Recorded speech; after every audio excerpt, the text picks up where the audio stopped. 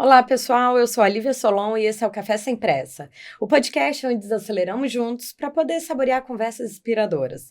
Aqui o ritmo é diferente. É um espaço para poder deixar as preocupações de lado, refletir sobre a vida e explorar aqueles temas que nos ajudam a crescer com propósito. Nós vamos falar sobre um tema muito interessante hoje: entre extremos, entendendo o transtorno bipolar e o borderline.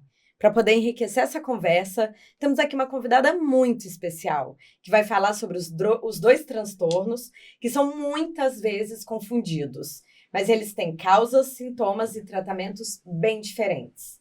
Trouxemos uma especialista incrível, doutora Carla Matias de Almeida. Ela é psiquiatra com mais de 20 anos de experiência na área. Pensa numa pessoa que conhece muito bem como funcionam os processos mentais e como esses estados mentais influenciam o comportamento, as relações sociais e as atividades do dia a dia.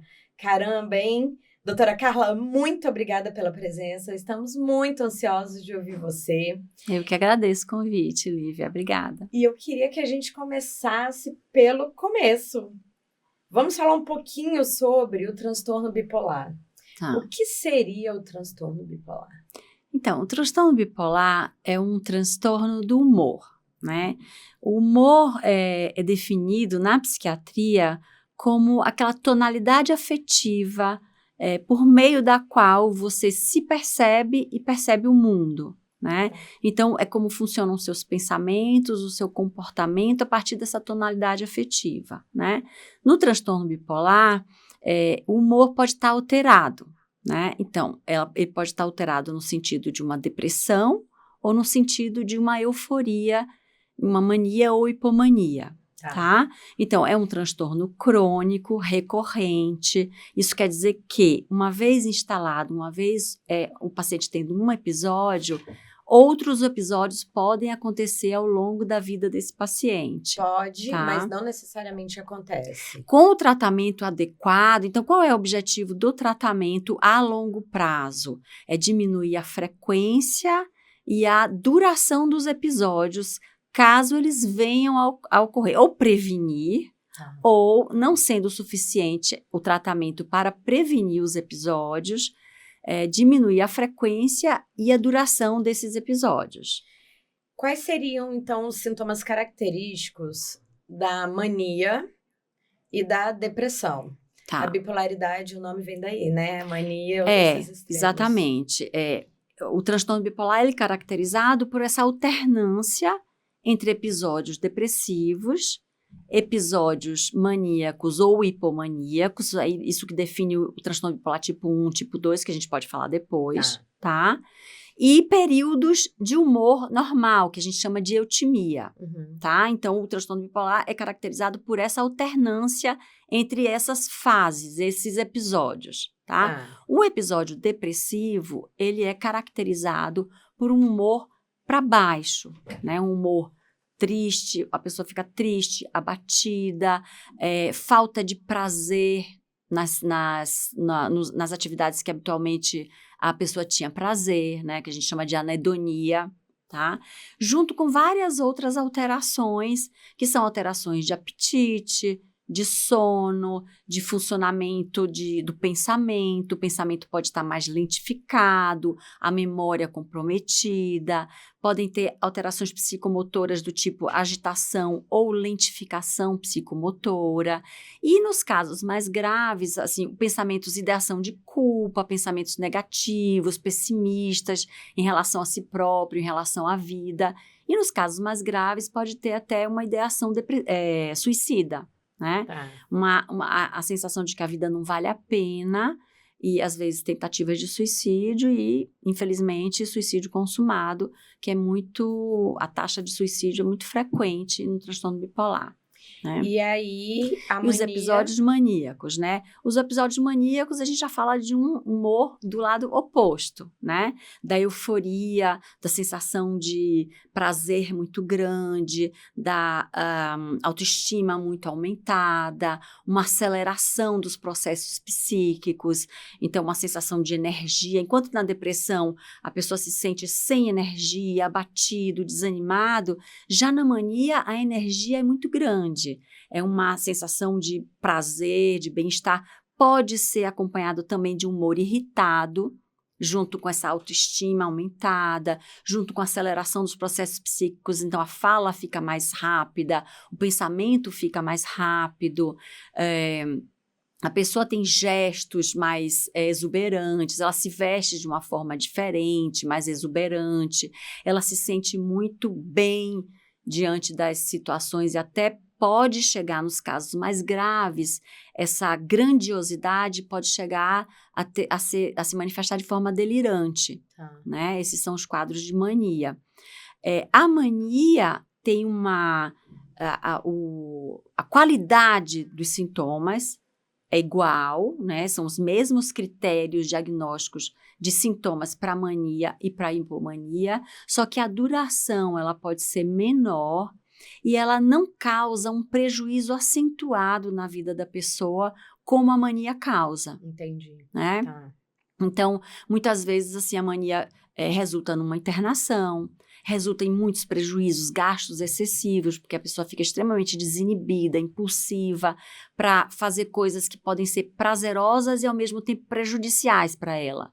Né? Do tipo, gastos excessivos, ingestão de álcool em excesso, dirigir de forma muito imprudente. As relações sexuais desgovernadas também? Isso, tem uma libido aumentada, agora, às vezes o sexo sem proteção, né? Então, isso que difere, digamos assim, a mania da hipomania é essa questão do prejuízo que a pessoa pode ter, tá? Mas isso não significa que o transtorno bipolar tipo 1, que é o caracterizado pela alternância de mania e depressão, seja, digamos, mais grave do que o tipo 2, que tem a alternância entre depressão e hipomania. Por que eu não digo que um não é mais grave do que o outro? Ambos são transtornos que exigem uma atenção muito grande, porque enquanto que a mania de fato é mais grave em relação à hipomania, a depressão é o grande problema do transtorno bipolar tipo 2 e pode ser muito incapacitante. A maior parte das vezes a pessoa passa, a maior parte que passa sintomática é em depressão. E a depressão pode ser muito incapacitante, entende? Então, são dois transtornos que exigem um cuidado, uma atenção, porque não são dois transtornos graves, né? Como que consegue fazer o diagnóstico? Porque a pessoa normalmente tem alguma sequência, ela entra primeiro no quadro de depressão, e aí a família estranha, mas tudo bem, ela tá com uma depressão. E esse pulo para mania... como é o momento exato em, por exemplo, te procuram porque saiu não da normalidade, mas saiu assim, tá esquisita a coisa, ela... Tá. O diagnóstico é exclusivamente clínico, né? É baseada no que o paciente apresenta de sintomas e na história clínica, né? Então, o grande desafio do diagnóstico do transtorno bipolar é que a maior parte das vezes em que o paciente está sintomático, ele está deprimido. Tá? Muitas vezes o transtorno bipolar, ele abre o quadro com uma depressão. E a gente só pode dar um diagnóstico de transtorno bipolar se houve, ao longo da vida da pessoa, algum episódio maníaco ou hipomaníaco. Entendi. Tá? Então, a gente, diante de um paciente que se apresenta deprimido, né, em consultório, a gente tem a obrigação de investigar episódios anteriores de mania ou hipomania. Entendi. Para descartar. Só assim a gente consegue dar o diagnóstico. Às vezes... Se tem só bipolaridade, se é só uma depressão unipolar, se é uma depressão unipolar ou se entendi. É uma depressão bipolar. Tá certo. Tá? Então, para poder dar o diagnóstico de transtorno bipolar, a gente precisa ter ou ver o paciente em mania ou hipomania, ou ter um histórico de ter tido no passado mania ou hipomania. Tem alguma idade em que é comum desencadear? Na segunda década de vida, por volta dos 20 anos, na terceira década de vida, né? Por volta dos 20 anos é que o paciente apresenta os primeiros episódios, né? E os tratamentos... É a maioria dos pacientes. Os tratamentos disponíveis...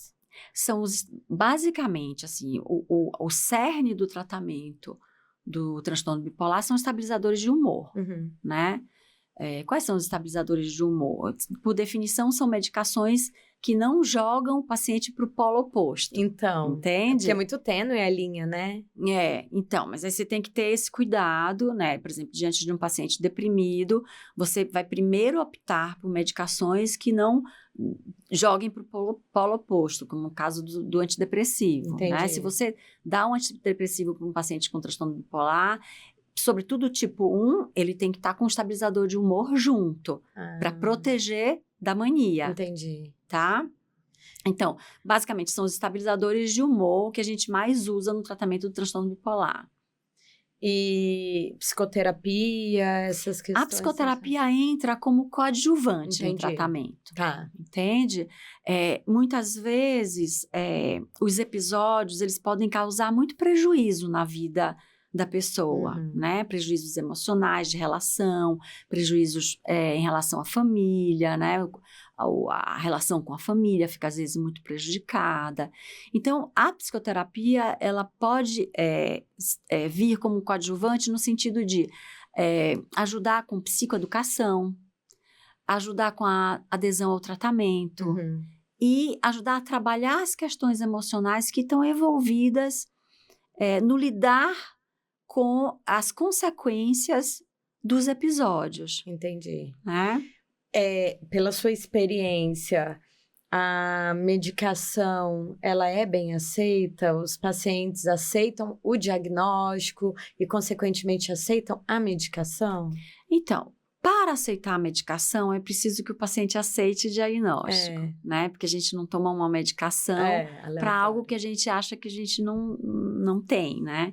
Então, então, a psicoeducação é muito importante. Você explicar para o paciente o que é, né, quais são os sintomas, ele entender como a doença se insere na vida dele, tá? E, a partir daí, entender também que o tratamento é um tratamento que vai ser feito para o episódio agudo e também pensando na manutenção. Porque como é uma doença recorrente, esse paciente vai precisar usar medicação para prevenir novos episódios. Entendi. Como eu falei no começo.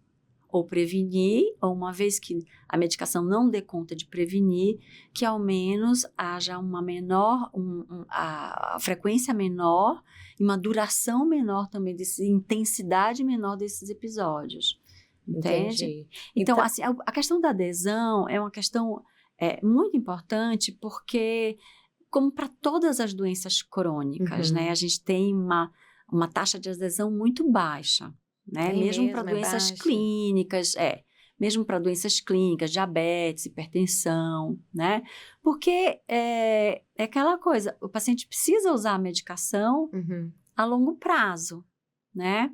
E o fato da medicação fazer efeito, o paciente muitas vezes chega à conclusão de que não precisa. Né? O transtorno bipolar é uma doença que não tem cura, mas tem controle. Entende?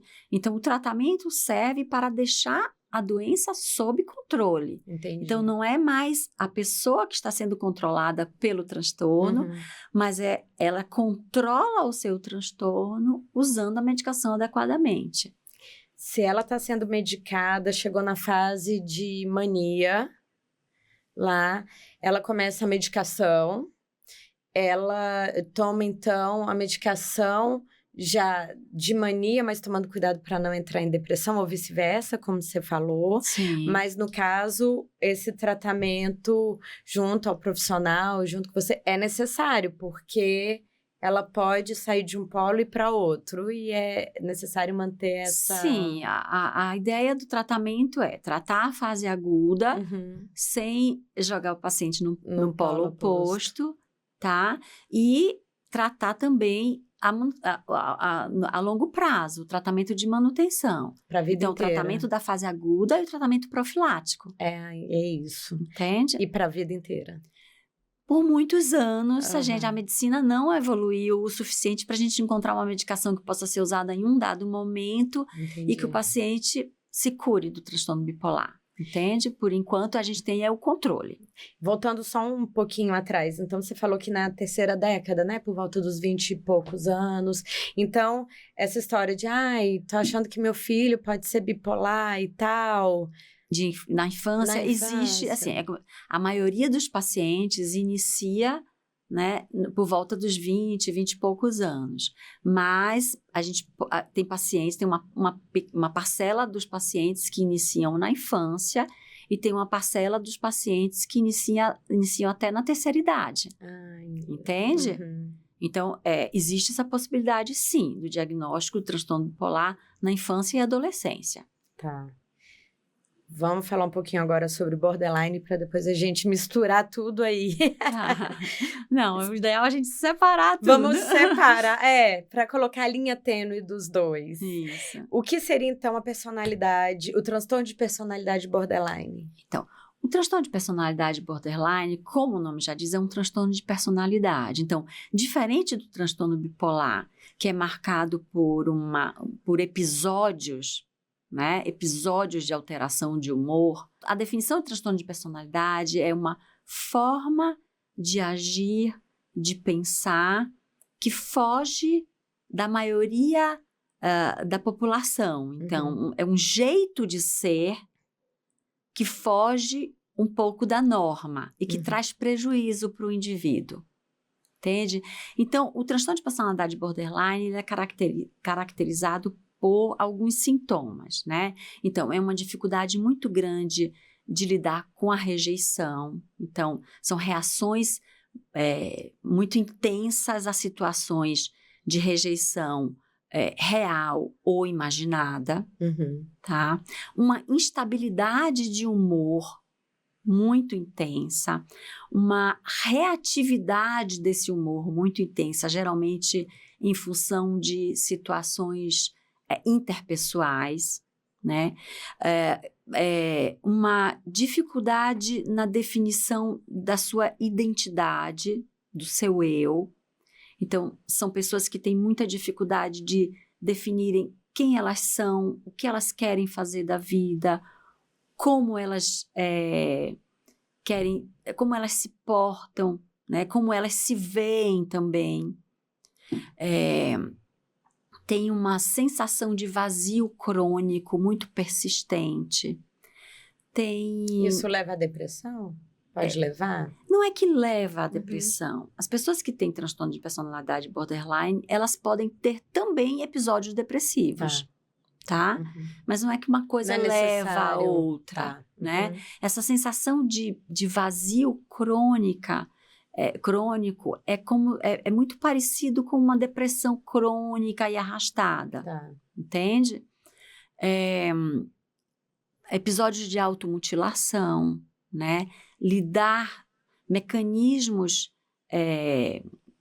disfuncionais de lidar com a dor e com as frustrações. Então, às vezes, episódios de automutilação, ideação suicida persistente, né? E muita desregulação emocional no sentido de episódios de raiva, quebra de objetos, brigas e muitas dificuldades interpessoais podem acontecer. E o diagnóstico? É clínico também. Também clínico. É clínico baseado no histórico de apresentação da sintomatologia, né?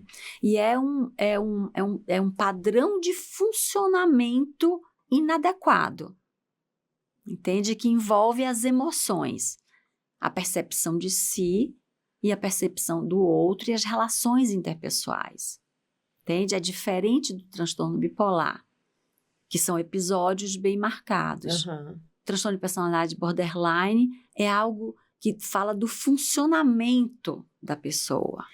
O tratamento seria medicamentoso também? Então, diferente do transtorno bipolar, a psicoterapia não é coadjuvante aqui. A psicoterapia é essencial. Entendi. Tá, porque é mais comportamental. O tratamento medicamentoso é coadjuvante. Entendi. Então, a gente pode tratar alguma sintomatologia, que tem a impulsividade também, que eu esqueci de falar, que é muito frequente. Então, se envolver em situações de impulsividade, até como uma forma de lidar com a frustração, né? Então, tem episódios de comer excessivo, né? Comer compulsivamente, ou de até gastos excessivos também podem acontecer, atividade sexual também de forma impulsiva, né? Então, nesse aspecto, o tratamento entra como um coadjuvante no sentido, se o paciente estiver apresentando sintoma depressivo, os antidepressivos ajudam, alguns estabilizadores de humor ajudam a controlar, por exemplo, a impulsividade, né? Alguns antipsicóticos atípicos também ajudam a controlar a impulsividade, mas o fundamental é a psicoterapia. E existem psicoterapias que foram desenvolvidas especificamente para tratar o transtorno de personalidade borderline. E a adesão ao tratamento, assim, pela sua experiência também? Olha, a adesão ao tratamento é menos crucial no transtorno de personalidade borderline, é mais crucial a adesão à terapia do que ao tratamento medicamentoso. Entende? Entendi. Enquanto que no transtorno bipolar, a adesão ao tratamento medicamentoso é crucial. É importantíssimo. Então, por exemplo, no transtorno de personalidade borderline, a pessoa pode variar no mesmo dia. Em um dia, porque ela pode ter os rompantes, a impulsividade, de acordo, ela pode transitar de acordo com o que vem de fora, a reatividade dela. Sim. Então, em um mesmo dia. No bipolar, a pessoa pode estar numa fase depressiva. Vários dias numa fase depressiva. Dias, meses, quanto tempo, mais ou menos, ou não tem regra? Para o diagnóstico de um episódio depressivo, você tem que estar pelo menos 2 semanas com um número de sintomas suficientes para formar síndrome depressiva, pelo menos 2 semanas. Na mania, o paciente tem que estar pelo menos uma semana, com a sintomatologia formando a síndrome maníaca, tá? Ou menos tempo que isso, se por acaso uma internação for necessária. Entendi. Entende? E na hipomania, pelo menos 4 dias, com esse conjunto de sintomas formando a síndrome hipomaníaca. Tá? Então, chega um paciente para você tem que fazer toda essa investigação pregressa, né? Para poder avaliar para chegar num diagnóstico mais preciso, né? Preciso.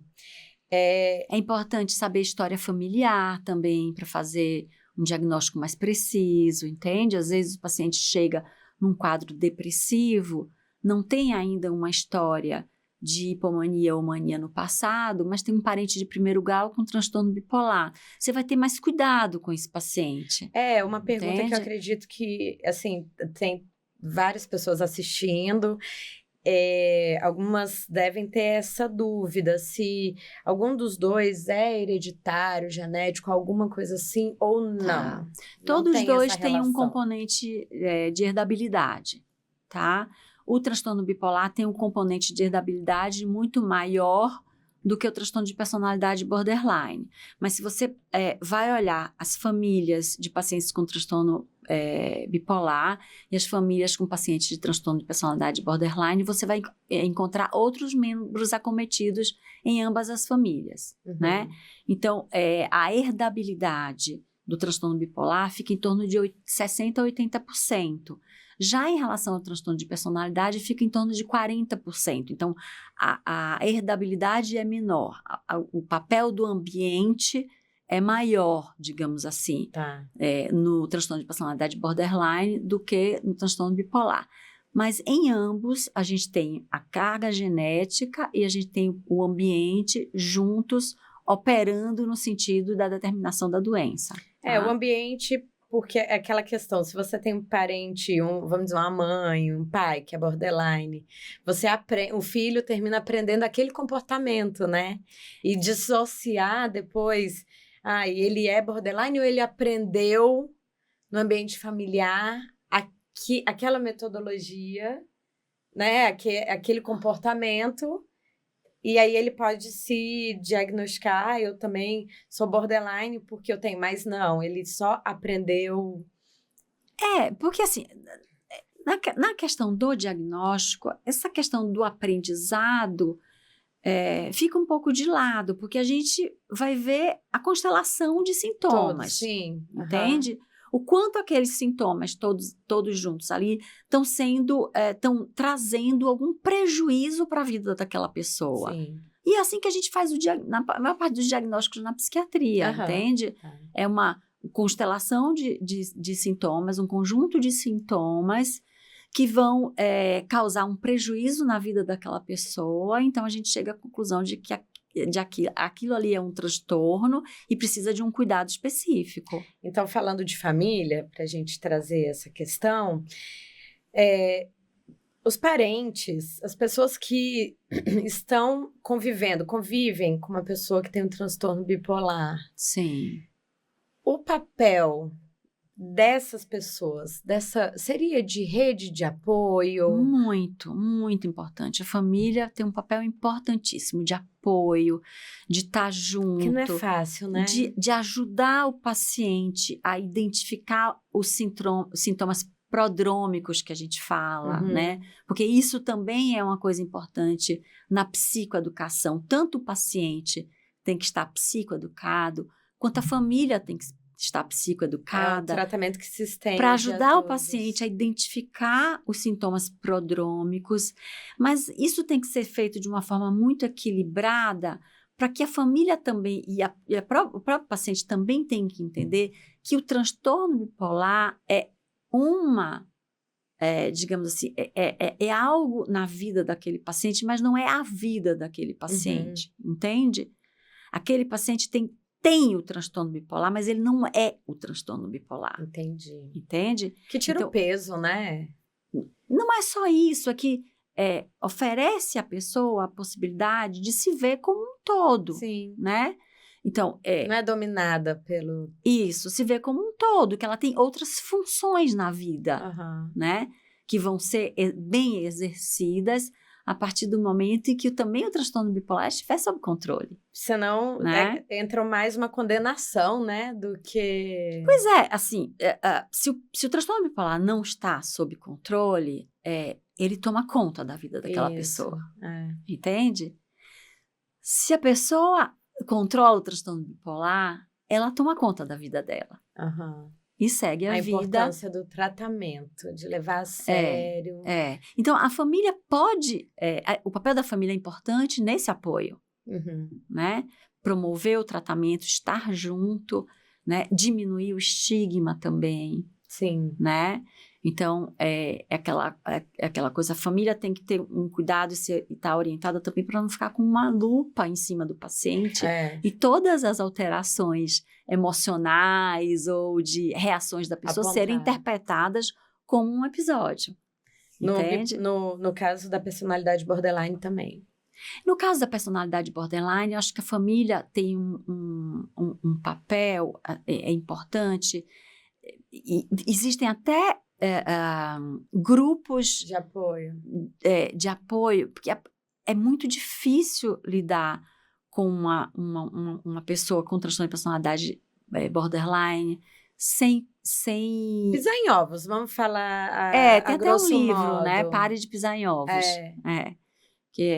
Que fala sobre como lidar com transtorno de personalidade porque gera borderline. uma tensão diária, né? Até que ponto eu posso... Exatamente. E fazer alguma coisa, eu falar sem me agredir também. Exatamente. O familiar precisa ser orientado e precisa ser cuidado também, porque é muito pesado lidar e precisa ser orientado para aprender a entender o que está por trás de todas as manifestações mais violentas ou mais de desregulação e ajudar o paciente a encontrar caminhos de regular a sua emoção de uma forma positiva para ela. E você acha que os pacientes terminam nessa situação estando abertos a receber isso? Porque se há essa resistência, né, essa reatividade exacerbada... um familiar tentar mostrar ou ajudar dessa forma pode também vir como uma crítica e gerar uma reação. É que o familiar precisa aprender a lidar, a como mostrar ou lidar, entende? E o próprio paciente também em terapia, ele vai aprender a reconhecer as suas emoções, a reconhecer a forma como ele ou ela lida com as suas emoções, reconhecer o quão inadequado algumas estratégias que ela ou aprendeu ou desenvolveu ao longo do tempo, o quão inadequadas são essas estratégias, e vai ter a possibilidade de aprender estratégias novas, muito mais adequadas e muito mais saudáveis de regulação emocional. Aí a família agradece também, né? Todo mundo Todo fica mundo. feliz. Porque deve ser muito complicado.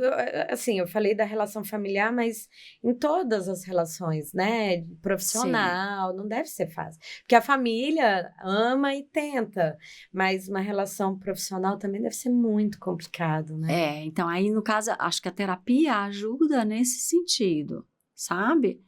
A pessoa aprender novas formas de se regular, de lidar com as suas emoções, que não impactem negativamente as suas relações com as pessoas. Então, o principal para os dois, para ambos, aceitar o diagnóstico, aceitar o tratamento. Entender, né? Entender do que se trata, né? Não é uma imposição. Acho que o papel do médico ou do psicólogo que está diante de um paciente é no sentido de trazer a informação de uma forma mais clara possível para que o paciente possa entender o que acontece com ele.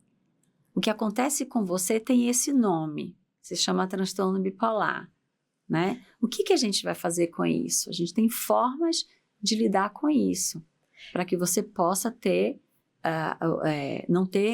para que você deixe de ter tantos prejuízos na vida, né? Na vida. E ter um pouquinho de paz. Questão prática, quando você traz esse diagnóstico, dá esse diagnóstico, a maioria dos seus pacientes já fala, eu desconfiava, ou a maioria hoje ainda, porque hoje temos muita informação. Muita informação. Ou alguns ainda se surpreendem, alguns ainda não aceitam e, não... é muito variável. Ou não tem uma regra. É muito variável, mas hoje em dia eu acho que o grau de aceitação e de informação é muito maior, né? Em relação, por exemplo, ao transtorno de personalidade borderline, existe toda uma forma e uma técnica de comunicação diagnóstica que faz parte até do processo terapêutico. Porque entende? Se a maior característica é a reatividade, esse momento é muito delicado, né? Isso, exatamente. Mas, por outro lado, também pode ser um momento de muito alívio para o paciente. Libertador. Né? Puxa, agora eu entendo o que acontece comigo. Né? E tá tudo bem. Quando antes eu estava perdido sem entender o que acontece. Eu sempre falo, toda vez que vem um diagnóstico, independente se é ruim e tal, pelo menos dá um norte, né, do que pode ser feito a partir de agora. Exatamente. Eu tenho conhecimento. Eu sempre falo que, para mim, diagnóstico não é rótulo, é bússola. É bússola. Te orienta, essa frase é maravilhosa. Para onde você vai seguir junto com esse paciente para promover uma qualidade de vida melhor. E eu queria só falar uma questão que eu acho que é importante, aqui a gente está falando de transtorno de personalidade, borderline, transtorno bipolar. Eu acho que hoje em dia há muita confusão entre as duas coisas, exatamente, né? Eu ia te perguntar isso. Desmistifica aí. Há uma questão assim, por exemplo, alguém é bipolar, essa pessoa é bipolar, né? O uso leigo do termo, né? Toda instabilidade de humor, ou se alguém tem reações mais impulsivas, ela é imediatamente taxada como bipolar, né? É diferente. São duas coisas diferentes, né? O transtorno bipolar é um transtorno, o borderline é outro. Eles podem ocorrer separadamente ou eles podem ocorrer em comorbidade, que a gente chama. A doutora comentou isso, que a gente, né, conversou um pouquinho sobre isso antes. Exatamente. Que eu já recebi as duas informações na vida, até agora na minha vida acadêmica, Sim. de uma não... Onde uma está, a outra não pode estar, que elas... Não. E a doutora vai explicar agora pra gente que sim, pode estar com então, uns 20 anos o que de acontece? O transtorno bipolar e o transtorno de personalidade borderline, eles têm muitas características em comum e dá margem a muita confusão. Sim. Entende? O que eles têm em comum? Essa instabilidade afetiva, né? A instabilidade do humor, a impulsividade, né? Essa tendência a ter comportamentos mais que são prazerosos, mas ao mesmo tempo que podem ser muito prejudiciais, né? Como a compra compulsiva ou as compras exageradas da mania, ou a compra compulsiva como um mecanismo de regulação emocional no transtorno de personalidade borderline, entende? Então, eles têm muitos sintomas em comum, mas não significam que são a mesma coisa. Sim. Entende? Então, todo o trabalho do clínico é no sentido de fazer o diagnóstico diferencial, considerando 3 possibilidades. Tá. Que aquela pessoa que está na sua frente com uma instabilidade afetiva, com uma impulsividade muito grande, ela pode ter apenas transtorno bipolar, certo. Ela pode ter apenas o transtorno de personalidade borderline, ou ela pode ter uma comorbidade, que é o transtorno de personalidade borderline, junto com o transtorno bipolar. Então, uma pessoa que tem o transtorno borderline, ela pode ter os quadros de mania e depressão Sim. na vida. Então, ela tem... Exatamente. Pode ter. Isso é uma comorbidade. Ela tem os 2 transtornos. Certo. Entende? E aí, então, fazendo toda uma investigação... Isso. E aí, consegue... por que é importante fazer essa investigação, né? Por que é importante fazer esse diagnóstico diferencial? Porque, como eu falei antes, no transtorno bipolar é crucial o tratamento medicamentoso. Exato. E no outro, a terapia. A terapia específica, para lidar com questões específicas. A gente tem a DBT, né? Que é a terapia dialética comportamental, que foi desenvolvida para lidar com questões específicas do transtorno de personalidade borderline, entende? Sim. E, no caso da comorbidade, é importante a gente fazer a diferenciação do que é sintoma do transtorno bipolar e do que é sintoma do transtorno de personalidade borderline. Com a ferramenta porque a gente não vai medicar excessivamente, né? Correndo risco de... Nem deixar de medicar quando é necessário medicar. Entende? É lindo esse trabalho, né? Então, é um trabalho em que a gente precisa ter um equilíbrio, um apuro clínico muito grande. 20 anos depois está mais fácil, né? Do que no começo. Muito mais. Muito mais. Senta na sua frente, você já consegue. No comecinho, assim, muito mais. Ai, doutora Carla, eu acho lindo demais. Então, a gente falou sobre o suporte psicológico, que é importante para a família também. Eu acho muito importante a família entender isso, que é uma equipe, né? Vai ser um trabalho em equipe. Sim. E eu queria que você nos falasse sobre a questão de cura, então, também no transtorno borderline, também, como no bipolar. Não há possibilidade de cura, é a manutenção. Como na maioria das doenças na medicina. Sim. A gente fala isso, a maioria das doenças da medicina, a gente não cura, a gente controla. Controla. Né? É o caso da hipertensão, do diabetes, né? Tem várias outras, né? Doenças na medicina que tem cura, a maior parte são as doenças infecciosas, né? A gripe tem cura, né? Você ficou 7 dias gripado, você curou, resolveu, entende? Mas a boa parte não, tem controle e o mais importante é isso, né? Você investir nesse controle para ter uma melhor qualidade de vida. Uma pergunta assim, é um pouco específica. Nesses 2 casos, há possibilidade, no primeiro da bipolaridade, acho que você falou que pode ter o delírio, né?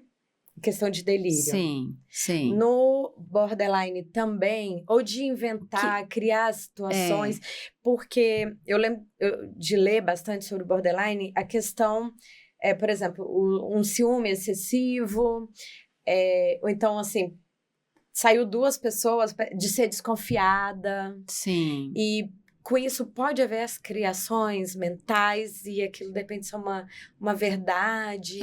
Esse é um dos que, digamos assim, critérios diagnósticos que às vezes são muito parecidos de um lado e do outro, né? Só que acontece o seguinte, no transtorno bipolar, as manifestações psicóticas, delírios, alucinações, elas ocorrem exclusivamente nos períodos ou de depressão ou de mania.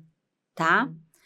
No caso do transtorno de personalidade borderline, a pessoa pode ter manifestações psicóticas que, na maior parte das vezes, elas são muito transitórias e, na maior parte das vezes, reativas a situações de estresse muito grande. Entende? Então, podem ter, por exemplo, delírios persecutórios frouxos, que dura, no máximo, algumas horas ou dias, entende? Geralmente relacionados a situações de situações estressantes muito grandes, de relacionamento, tá? Podem acontecer períodos dissociativos, onde a pessoa pode ter, por exemplo, estado que a gente chama de estado crepuscular, que é fazer coisas e depois não se lembrar do que fez. Ocorre mesmo. Pode acontecer, entende? E a questão do ciúme está muito mais relacionado a questão de lidar com o abandono, né? Com a possibilidade do abandono, da rejeição, que às vezes é imaginada e às vezes pode ser real, um término de um namoro, né? Por exemplo, pode gerar uma desregulação emocional muito grande. Doutora, o que a sociedade ainda precisa aprender sobre esses transtornos? É difícil, né? Essa pergunta é muito difícil. Eu acho que primeiro, a sociedade poderia parar de usar de forma leiga expressões médicas, entende? Então, por exemplo, essa coisa, ela é bipolar, né? Fulana chegou hoje muito irritada no escritório. Essa aí é bipolar, entende? Acho que a gente precisa parar de usar um termo médico diagnóstico como um adjetivo. Sim, nossa. Entende? Acho que a gente precisa começar por aí. A gente precisa também começar a diminuir o estigma, né? Eu acho que já existe. Eu acho que hoje tá já começa, começa a... E a gente precisa falar mais sobre isso, né? Ter mais psicoeducação, né? Ter mais programas como esse que você está fazendo. Não, se Deus quiser, é isso. A ideia é ajudar as pessoas que têm os transtornos e também toda a rede de apoio, família, amigos, para a gente minimizar, né, as dores, os sofrimentos. Eu acredito que a ideia é essa.